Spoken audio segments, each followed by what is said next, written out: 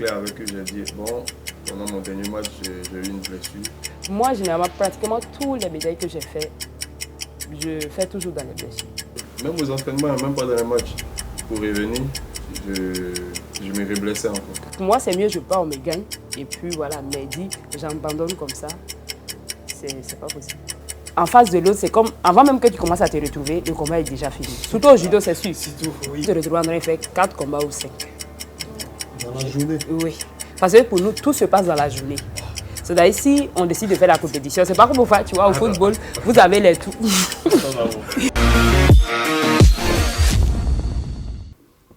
Bonjour à tous et à toutes. Bienvenue pour ce deuxième numéro de votre podcast. Vous le connaissez maintenant, Au-delà de la sueur. Pour ce deuxième numéro, nous sommes avec deux champions. Le premier vient du football, le deuxième vient du judo. Un homme et une femme. La complémentarité, elle est totale. On va commencer avec la dame. Donc, c'est la judokate qui a été plusieurs fois médaillée au championnat d'Afrique. Elle a plus de 10 médailles au championnat d'Afrique. Rio 2016, elle était là. Tokyo 2020, elle était là. Paris 2024, elle c'est Dabone Zouleya. Elle a pour coéquipier aujourd'hui Bayo Vakoun, footballeur international, voilà, qui a débuté avec la sélection U23, qui est aussi avec la sélection A. Il a été meilleur joueur du championnat ivoirien et meilleur buteur avec le Stade d'Abidjan en 2015. Sans plus tarder, nous allons pour notre deuxième numéro avec nos invités. Bonjour Zoul. Bonjour. Tu préfères que je t'appelle Zouleya ou bien Zoul? Comme tu veux. Zoul, c'est encore cool, non? Pour moi, ça te D'accord, donne ok. moins de travail. Ok, c'est stylé. Voilà. Est-ce que tu peux te présenter aux abonnés? Ouais, je me présente Dabone Zouleya, judokate ivoirienne, moins de 57 kilos. Tu as plus de 10 médailles d'Afrique, c'est ça? Ah ouais, je suis une grande championne. J'ai fait plus de 10 médailles. Ça seulement pour le championnat d'Afrique. Il y a eu des médailles aussi dans les Open, aux Jeux africains, Jeux de la francophonie, même aux Jeux islamiques. Là, je fais des résultats. Maintenant, je suis à ma 3e participation pour les Jeux olympiques. D'accord, donc ça, c'est une fierté, c'est une régularité même. Je vois même Vakoun même qui est impressionné.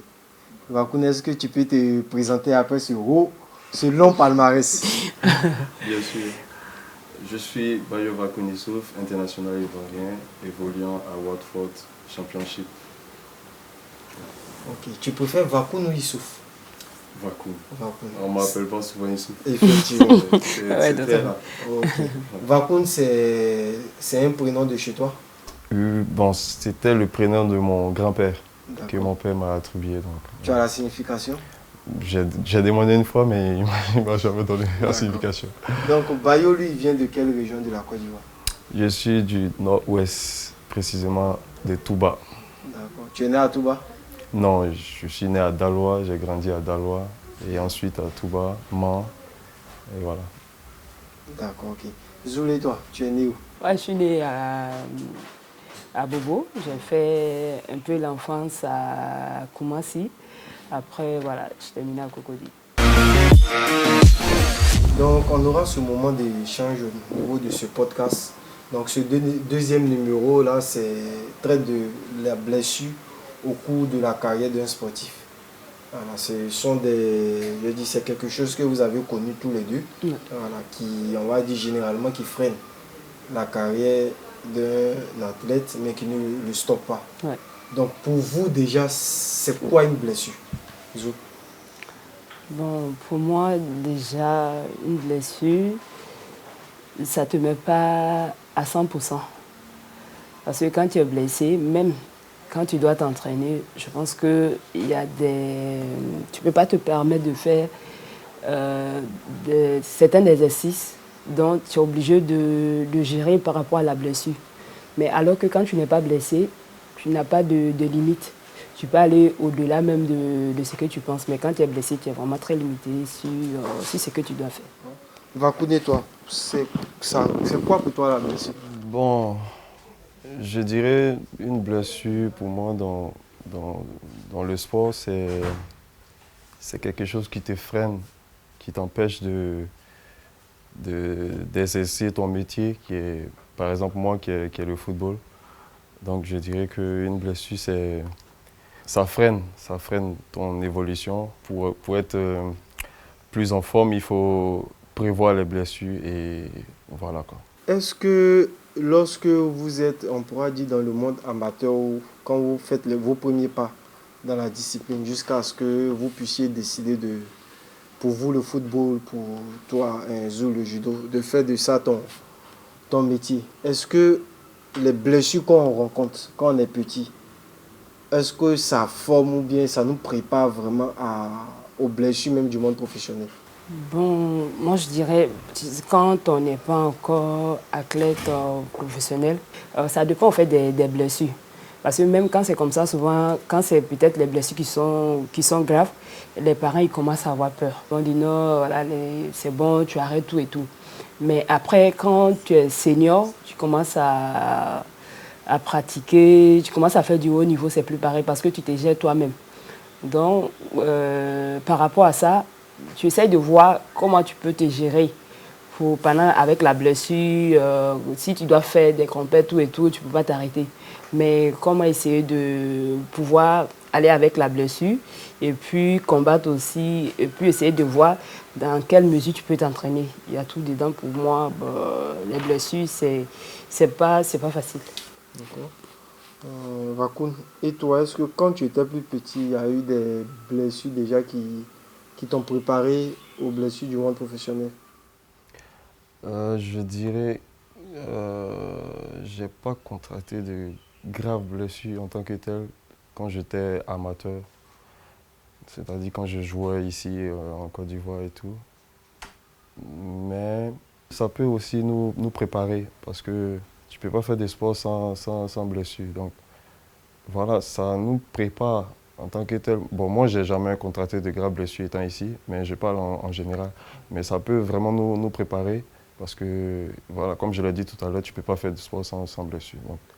Donc, d'accord. Quand tu dis que tu ne peux pas faire de sport sans blessure et que tu sais que vous, demain, vous faites des sports de contact, toi, par exemple, ta première grave blessure, qu'est-ce que tu t'es, comment on appelle ça, mais qu'est-ce que tu t'es dit?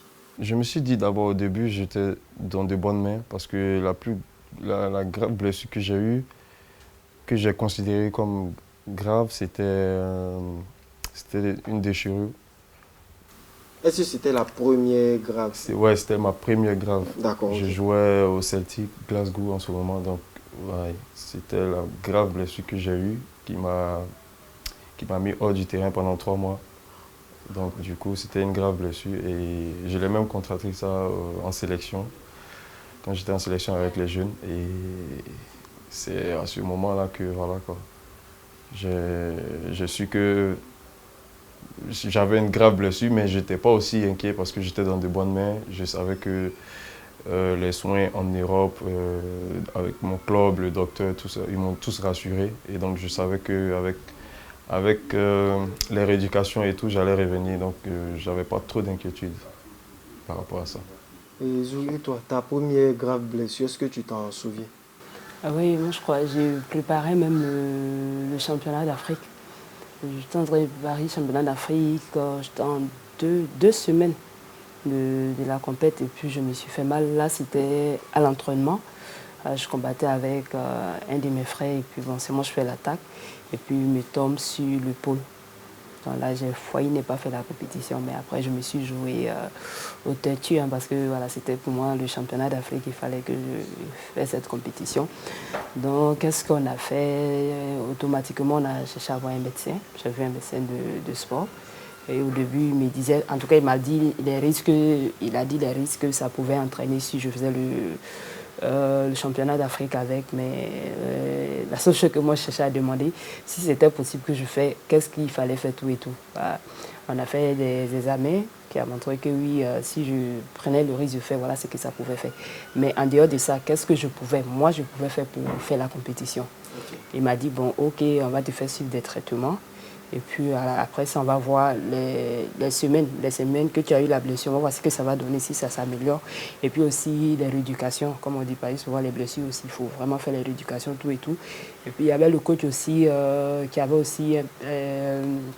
qui mettait des petites touches aussi en salle de muscu. Voilà, essayait de me faire des exercices aussi qui allaient me permettre de vite récupérer. Donc c'est comme ça aussi, voilà, j'ai pu faire la compétition. Mais après, j'ai eu mal, mais voilà, après, bon, j'ai pu me gérer, quoi. Et la blessure, là, c'était en quelle année? Bon, là, j'ai eu, je crois, ça fait 3 ans maintenant, 3 ans, je pense, c'était vers 2022, par là. 2022. Oui. Ok. Donc ça veut dire que toi, tu n'as pas connu, j'ai dit, les blessures assez tôt. Parce que ça fait combien d'années que tu as... Oui, bon, chez nous au judo, les blessures qu'on prend souvent, c'est plus à l'entraînement, soit c'est les doigts, les orteils. Bon, ça, pour moi, ça, ce ne sont pas des blessures, en fait. Okay, c'est les blessures qui sont graves, qui peut-être t'empêchent de pouvoir t'entraîner comme il se faut. Même si moi, j'ai les doigts qui sont tout abîmés, je ne peux pas attraper le kimono s'il n'est pas strappé. Mais ça, je ne dis pas des blessures, j'appelle des petits bobos. Parce qu'après, ça ne peut pas me permettre, voilà, ça peut pas me permettre les blessures peut-être au niveau du genou, comme ça qui m'empêchait de faire la compétition. Oui. Là, ça, je peux considérer ça comme voilà, une grande blessure. Mais si c'est les blessures, peut-être que tu as un peu mal au bras, si on tire dessus, bon, tu sais que tu peux combattre avec ça. Moi, j'appelle ça des bobos, en fait. Donc, tu dis que la blessure est intervenue 2 semaines avant. Oui, avant. Normalement, pour cette blessure-là, ça devait te donner combien de temps d'indisponibilité? Bon, pour ne pas que je fasse la compétition, le docteur m'avait dit minimum, si on peut même dire 1 mois ou 2 mois, tu vois, pour vraiment récupérer. D'accord. Mais pour moi, voilà, j'étais dans le championnat d'Afrique, je ne voulais rien savoir. Quand on disait ça, il dit non, dites tout sauf ça. En tout cas, tant qu'il peut combattre. Mais je ne suis pas allée combattre comme ça. Après, il va les médicaments, tout et tout. Et puis après, j'ai strappé. Bon, c'est ce qui nous aide beaucoup aussi.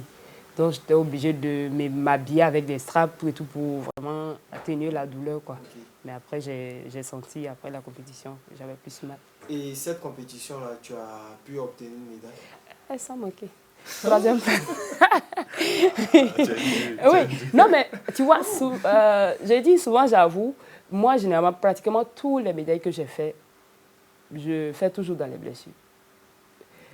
Même la dernière que j'ai eue, ça s'est aggravé parce que j'ai forcé. On m'a même dit il faut arrêter. J'ai dit non, mais je suis déjà là.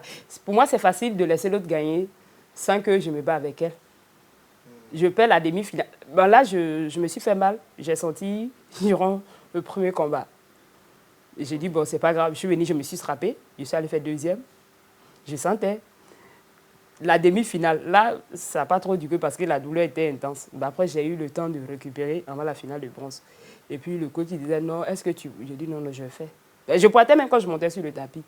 Mais je me suis battue. Après, là, c'est plus la blessure, tu regardes.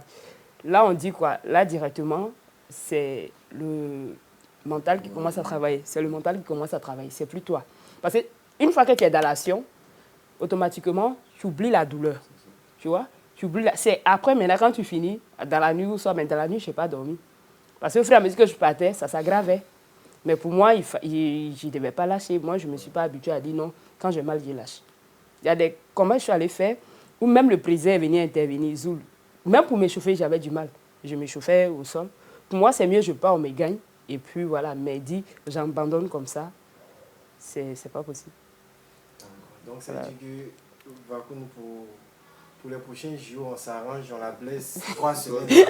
3 semaines avant les JO. Mais pas une grave blessure. Voilà. Tu vois un petit bobo, comme elle a dit là. Voilà. Ça, tu vois, il a dit quelque chose pour faire rigoler quand même. L'année passée, je suis partie au championnat d'Afrique. J'étais bien préparée. Je dis, ah, là, c'est être championne d'Afrique, ça, c'était sûr. Je suis partie en pleine forme. J'arrive sur le premier combat, je me fais mal à l'épaule. Je ne peux même pas soulever mon bras. Mon coach, lui-même, il me regarde, il est découragé. Parce que lui-même, il n'a pas le courage. Je me dis, est-ce que tu peux continuer? Et puis, il me regarde, je dis, on dit, on m'annonce pour le premier combat, je ne peux même pas soulever l'épaule. Dieu merci, quand moi, je voyage toujours, je pars avec mes straps, mes petits trucs, tout ce que j'ai besoin. Et puis, on me strappe l'épaule. Et puis, il dit, non, est-ce que tu peux t'échauffer avant le combat? Je dis, ah, tiens, il prend même là, c'est dur. Moi, mais je soulève ma tête, je regarde, je dis, ah. Moi, il était fait quoi? Même pas en finale. C'est le premier combat déjà. Je ne peux même pas soulever mon bras. Mais j'ai dit, bon, c'est ce qui va se passer cette journée-là, que ça se passe, tu vois. Je suis partie, j'ai fait le deuxième, troisième, même finale. Bon, finale, vraiment, c'était du passé. À chaque fois, ça empirait. L'autre en face, c'est que j'ai mal. Donc, quand elle prend mon bras, là, quand je tire, je sens. Donc, j'étais obligée de faire avec, mais je n'ai pas lâché. J'ai fait 4 minutes. Après, j'ai fait 3 minutes de golden score. Mais c'était dur. Mais j'ai tenu jusqu'à... J'ai fait médaille d'argent. Mais cette année, bizarrement, je ne me suis pas blessée. Et puis, j'ai terminé troisième.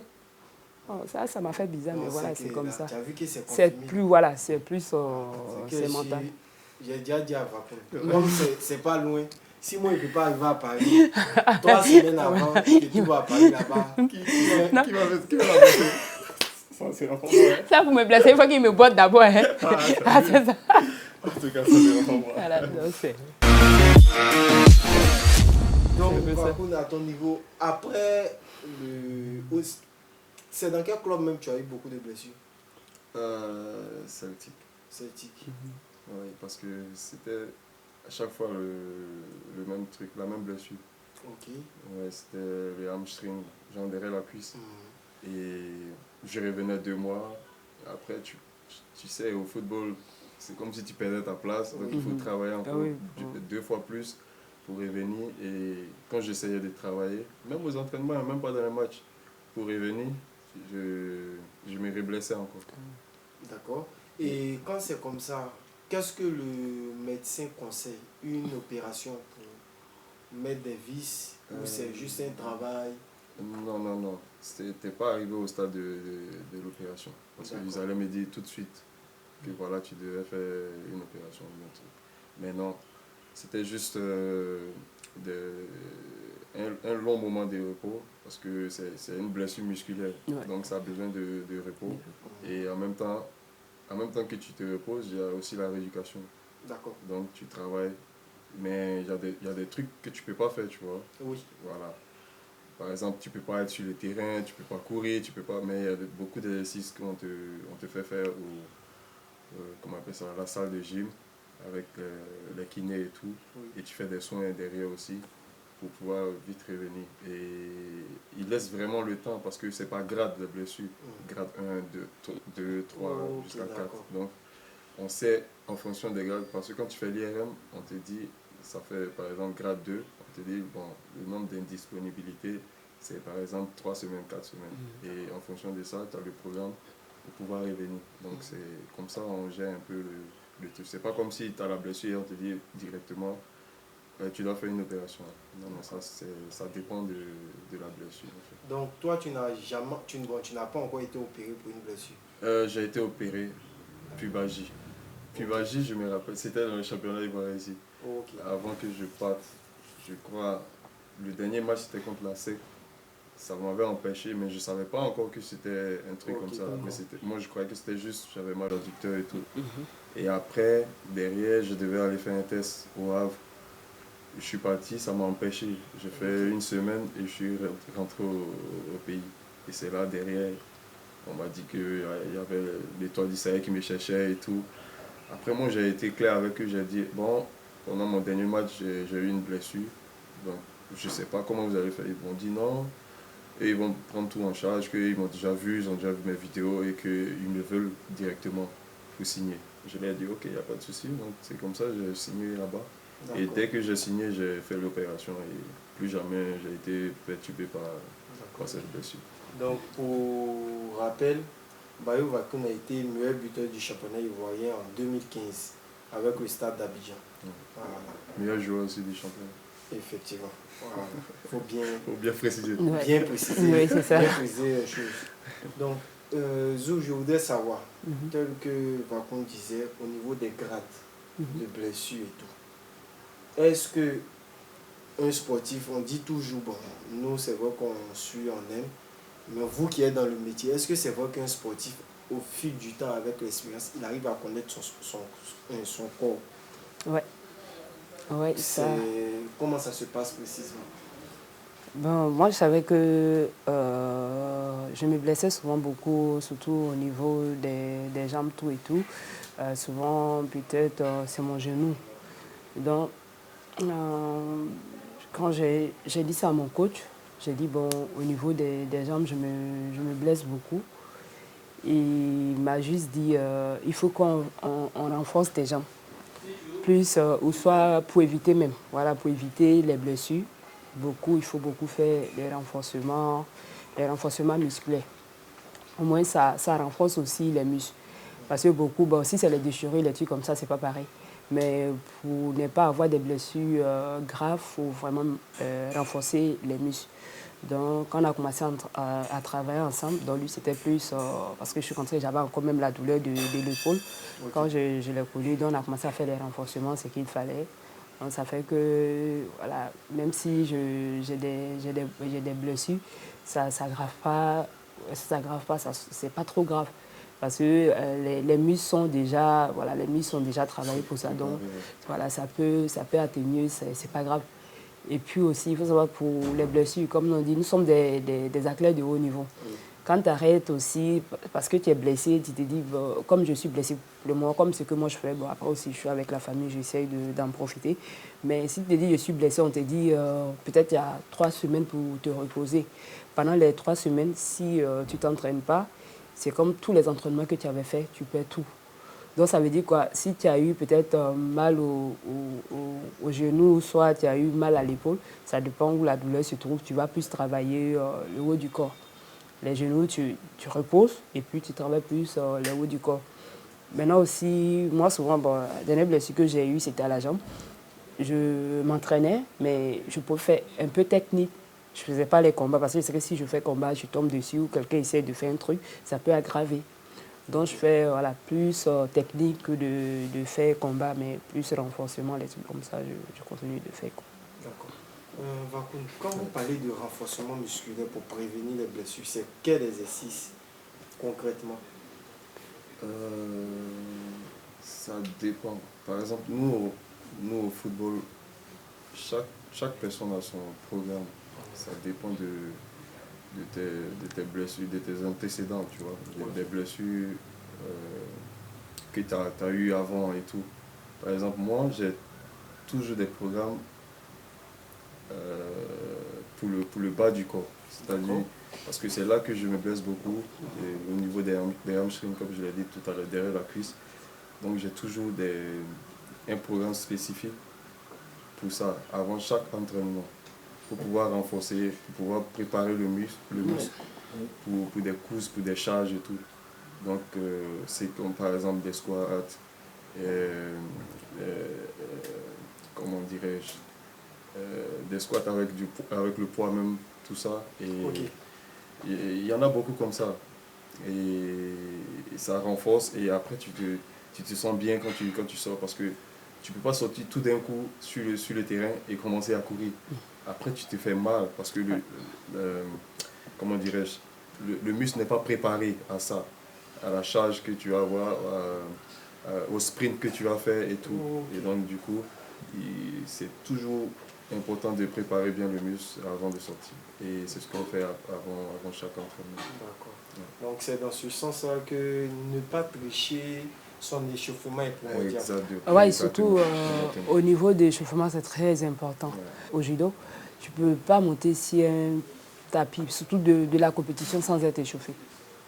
Ça, c'est sûr que tu sors avec des blessures. Donc pour moi, même souvent, avant moi je me disais, bon, la journée, je prenais toute la journée, je sais que je viens, je fais mon échauffement matin, et puis pour moi c'était bon. Je combats toute la journée avec ça. Bah, après je ne m'échauffe plus parce que je me suis déjà échauffé, ça suffisait pour moi. Bah, après c'est comme ça aussi on prend les blessures facilement. Mais là j'ai compris, avant chaque combat, puisqu'on a les temps des combats, tout et tout, tu as l'écran qui est là, tu peux aller regarder. Je sais que le prochain combat, c'est dans 2 heures du temps ou c'est dans 1 heure.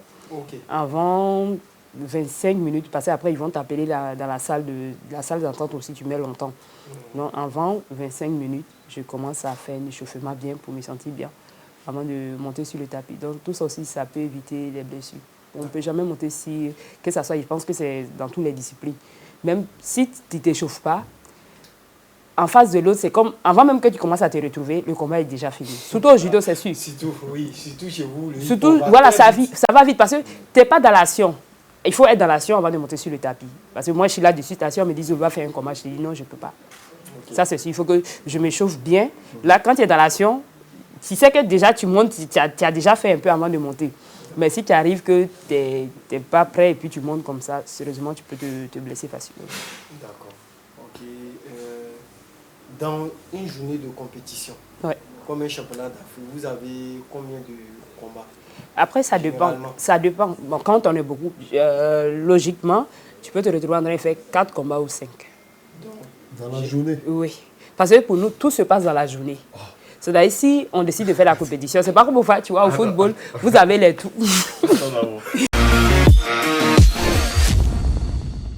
Vas-y. Parce qu'un combat, moi, je fais plus palabre, tout ça. Mais je sais que quand on se bat, 30 secondes déjà, tu es essoufflé. Oui. C'est fatigant. Oui. Au judo, c'est ça. Au fait, c'est ce qui fait les gens, quand on explique, les gens rigolent. Tu vois, le judo, d'abord, avant c'était 5 minutes, on a diminué, c'est devenu 4 minutes. Mais 4 minutes là, si tu es au milieu là-bas, c'est comme si, au fait, tu es en train de vivre l'enfer, au fait. Mais ce qui est bizarre, tu vois, ce qui est dommage au judo, c'est pas comme taekwondo. Tu sais, quand on te frappe, même si tu sais que tu vas perdre, le temps qu'ils ont donné, tu es obligé de finir. Tu vois. Mais alors qu'au judo, c'est 4 minutes. Mais pendant les 4 minutes là, même en 2 secondes, tu peux perdre. C'est-à-dire que tu n'étais pas prêt, l'autre, il t'a soulevé, il t'a jeté, c'est fini. Hein. Tu n'as pas dit non, je ne suis pas prêt, non, c'est 4. Non. 2 secondes, 3 secondes, 5 secondes, n'importe quel moment. Voilà, ça peut avant les 4 minutes. Okay. Maintenant, après, si les 4 minutes, ça ne s'arrête pas, que tout le monde est sur le même pied d'égalité, vous allez faire golden score. Golden score, ça veut dire quoi? Là, on s'en fout, hein, on s'assoit. Là, il n'y a pas le temps. Si vous voulez combattre jusqu'en demain, ce n'est pas le problème. Tant qu'une personne ne tombe pas, vous allez vous battre. Maintenant, après aussi, il y a les pénalités. C'est-à-dire chez vous, comme les cartons rouges. Quand tu fais quelque chose qui n'est pas lucide, voilà, directement, tu es dans les cartons rouges. Donc, si ça ne va pas, avec les cartons rouges, vous pouvez vous séparer. Mais on va te donner le premier. Il faut qu'on te donne le deuxième, il faut qu'on te donne le troisième. Voilà.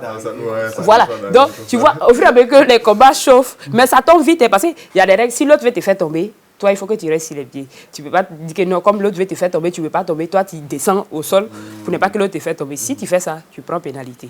Parce que tu refuses que l'autre te fasse tomber. Donc, ce n'est pas logique. On ne va pas donner victoire à l'autre, mais toi, on va te donner une pénalité. Donc, ça dépend aussi. Il y a tout dedans, mais c'est 4 minutes. Donc, plus il y a beaucoup d'athlètes, plus tu fais beaucoup de combats. Chez nous, on ne dit pas qu'aujourd'hui, on fait éliminatoire et puis demain, tu viens. Non. Si tu as perdu ton premier tour, là, tu fais ta valise, tu deviens supporter. Donc, dans une compétition comme ça, c'est-à-dire que vous pouvez faire le truc pendant 2 jours? Non, mais il y a beaucoup de... Oui, il y a beaucoup de catégories. Mais quand on va faire les compétitions, généralement, les compétitions normales, quand c'est championnat du monde, avec les jeux, ça ne serait pas pareil. Les jeux, ça va être sur les 7 jours. Mais les autres compétitions, comme on appelle, c'est sur 3 jours. Là, il y a 7 catégories. Donc, on va faire peut-être 3 catégories aujourd'hui. Et puis 2 chez les dames, ça dépend. On partage les catégories pour qu'on puisse faire la compétition sur 3 jours. Mais on ne dit pas que non, comme Zoul, tu dois faire la finale. Finale, là, tu vas faire ça demain. Non. Tu fais tout le même jour. Là. Pour nous, non, on fait tout le même jour. C'est premier combat, si on t'a frappé, tu sais que tu n'es plus dans la compétition, tu prends tes affaires, tu deviens supporter. Pour commencer à dire que non, je vais même aller faire repêchage, tout et tout, il faut être en cas de finale. Là, tu sais que si tu perds, il y a repêchage. Mais au fur et à mesure que tu gagnes, en tout cas, tu as toute la journée pour te battre. Ouais, pour nous, c'est un peu comme ça. Et tu as dit que vous étiez à 5 minutes, c'est passé à 4 minutes. Oui. La durée des rounds. C'est depuis combien de temps c'est devenu 4 minutes? Là, ils ont, depuis, je pense, depuis 2000, après 2016. Hein. Ok, d'accord. Donc, ça veut dire que toi, tu as connu les rounds de 5 minutes. Oui. Est-ce que dans les autres sports de combat, oui, il y en a qui dépassent 5 minutes? Parce que pour moi, le maximum que j'ai vu, c'est 5 minutes. Ceux de MMA, kickboxing. Bon, la boxe, c'est 3 minutes. Il y a d'autres qui alternent entre 3 et puis 5 minutes. Oui, je crois, oui. Parce que je peux dire, même souvent, si on fait les JJB, les trucs comme ça, JJB, c'est plus le sol. Okay, c'est pas debout. Oui, un peu. Mais au fait, au judo, il y a le sol aussi. Tu vois, je sais que bien, tu peux gagner au sol, tu peux gagner debout. Maintenant, il y a plusieurs manières aussi d'abandonner. Parce que chez nous, les étranglements sont permis, les clés sont permis. Étranglement. Oui, on sait ton quoi est ton kimono. Si tu n'abandonnes pas, là, tu abandonnes pour dire que bon, j'accepte que l'autre gagne. Parce que là, tu ne veux pas tomber dans les vapes. Mais si tu tu refuses d'abandonner, l'autre il t'étrangle, tu dors, tu perds le combat. Mais tu ne meurs pas quand même, tu dors un bon moment et puis après tu perds le combat. Ou soit on te fait clé. Tu ne veux pas qu'on casse ton bras, quand tu sens la douleur, tu abandonnes. Si tu n'abandonnes pas, tu peux sortir là avec ta main cassée. MMA aussi, ils font ça? Non, MMA, mais ils continuent, oui. Bon, soit ils font un peu dedans, ils essayent dedans. Mais chez nous, en tout cas, quand tu sais que tu as mal, tu abandonnes. Voilà, le but, c'est que tu abandonnes pour donner victoire à l'autre. Donc ça, c'est plus au sol. Quand on est au sol, on essaye. Ou soit tu fais immobilisation. Tu mets la personne sur ton dos et puis tu gardes la personne sur le dos. Tu te places comme tu veux. Soit lui, il est sur le dos. Toi, tu peux être sur ton ventre sur lui. Ou soit le prendre sur le côté, comme tu veux. Mais voilà, il a 20 secondes pour sortir. Si les 20 secondes, il ne sort pas, toi, tu es en dessous, c'est toi qui gagne. Okay. Ah, chez nous, là, c'est que je connaissais un peu de choses sur le judo, mais étranglement, tout ça. Oui, si. Il y a d'autres qui dorment, qui ne veulent pas abandonner, qui dorment. Hein. Oui. On t'étrangle, tu abandonnes, tu perds. Oui. Tu n'abandonnes pas, tu perds. Oui. Le but, c'est ça. Même on te fait clé. Parce qu'après d'autres, on les fait clé jusqu'à il ne veut pas abandonner. Maintenant, quand l'arbitre voit que vraiment, tu es en train de prendre le risque de te mettre en danger, il peut donner victoire à l'autre. Parce que s'il casse. Oui, s'il casse. De toute façon, il va casser et puis bah, après, moi, une fois, j'avais fait ça. Parce que j'étais venu faire compétition, j'avais besoin des points. Après, je voulais faire le master. J'étais classé 38e, quoi. Si je gagnais même seulement un combat, je changeais de classement, je pouvais me retrouver 36e. Donc, master, là, et puis ça donnait beaucoup de points pour les jeux. Je menais, et puis je vois, sur le tableau, il ne reste plus beaucoup de secondes. Il restait peut-être 20 secondes comme ça. La fille est timide. Mon frère, ma chérie, si il faut casser. Moi, je n'ai pas tu vois. Après, je me débattais un peu parce que je ne suis pas restée immobile. Mais elle tirait, j'avais mal. Hein. Mais seulement quand il a fini, là, ma mère faisait croc. Si c'est pas au judo, est-ce que ça c'est... Non, la souffle, non, chez nous là, il y a plein de choses. C'est trop.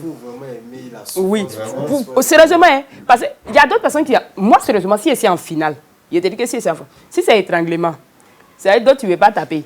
Après, c'est le docteur qui vient te réveiller parce que tu as refusé de taper. Tu dors. De toute façon, on te plie là. Si on t'a plié, quand tu restes, quoi, tu dors, tu es plié. Ça, c'est si tu es KO. Donc maintenant, si c'est les étranglements, les trucs comme ça, les clés, tu vois, tu tiens un peu, tu essayes de gérer. Quand tu regardes le temps, il reste 10 secondes, tu dis, ah, si tu tapes 10 secondes, là, imagine-toi, si tu es en demi-finale. Parce que tu dis, demi-finale, si tu tapes, qu'est-ce qui prouve qu'en finale de bronze, tu vas avoir médaille? Donc tu essaies d'attraper ton cœur, et puis tu regardes le temps en train de passer. Tu dis, Dieu, pardon, 5 secondes. Demain, tu commences à compter, mais tu tiens quand même avec la douleur, mais il y a beaucoup de... C'est pourquoi, après, maintenant, ils ont changé beaucoup de choses. L'autre n'a pas... Tu vois, quand on fait tomber, on demande de ne pas poser la tête. Il y a d'autres personnes qui posent la tête tout et tout, et puis après ils se retrouvent, avec le choc, tu peux te retrouver paralysé tout et tout. Donc même quand tu fais souvent, on ne fait pas par exprès. Nous-mêmes, on fait notre technique, et puis tu te retrouves ta tête en train de piquer dans le tapis. On te disqualifie. Oui. Voilà, pour éviter que... Maintenant, si l'autre aussi est en train de faire l'attaque, que toi, c'est toi qui envoies sa tête, on te disqualifie. En tout cas, non, mais si là j'explique les règles quand même là pour que parce qu'il y a d'autres qui viennent regarder la compétition, ils demandent mais pourquoi ils voilà. Tu vois, mais tu vois que quand un jour il va voir une vidéo de compétition de judo, il va vouloir regarder pour dire oui j'ai entendu parler du judo. Tu vois, bon il regarde un peu pour voir ce que ça donne. Mais après tu as dit mais pourquoi ils ont donné carton rouge, pourquoi bon après ah oui Zoul avait dit ça, tu vois, ben tu commences à... En tout cas, c'est intéressant. Quand tu pratiques, moi, c'est chic, mais... Je vais commencer à suivre ça. Voilà, suite à voir ça.